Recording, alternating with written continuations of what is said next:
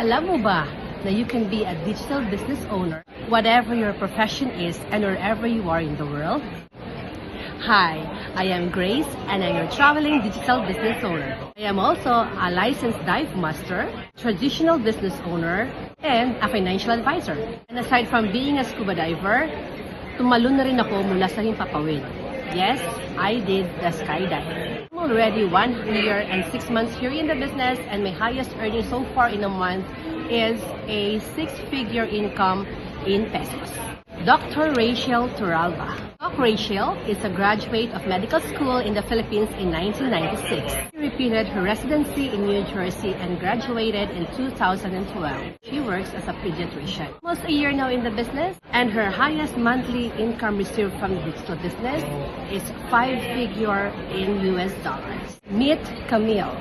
She is a mom and they are residing in Canada. Saw the business, did her due diligence, and later joined the business. Yes, monthly income received in the business is 4-figure in Canadian dollars. Elaine Rick Pia, mom of 2, Texas, USA, and previously worked as a manager in a retail store. She became the pillar of the business not only for her sisters, but for her whole team as well. More than 2 years in the business, and her highest monthly income in the digital business is a 4-figure income in US dollars. Ruthie Perales in New York.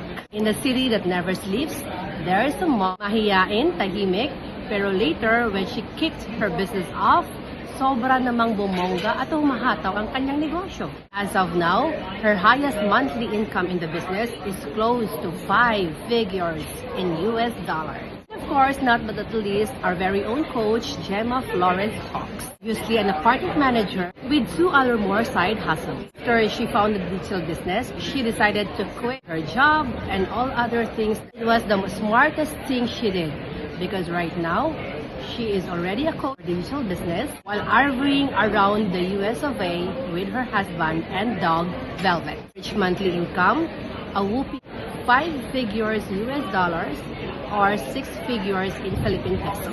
Sila ay ilan lang sa mga digital owners in different fields of profession. May mga doctors, engineers, nurses, at kung ano-ano pa na habang ginagawa nila ang kanilang mga professions, they are also doing this digital business on the side. How about you? When are you going to start? Kailan mo kukulayan ang mga pangarap mo sa buhay? Ikaw ay naghahanap ng isang legit hustle na kayang-kayang gawin kahit may trabaho ka? Check this business out. Pisahan mo dito at malay mo, baka ito ang iyong maging ticket sa mas magandang buhay. Remember, 2 or more income is better than 1.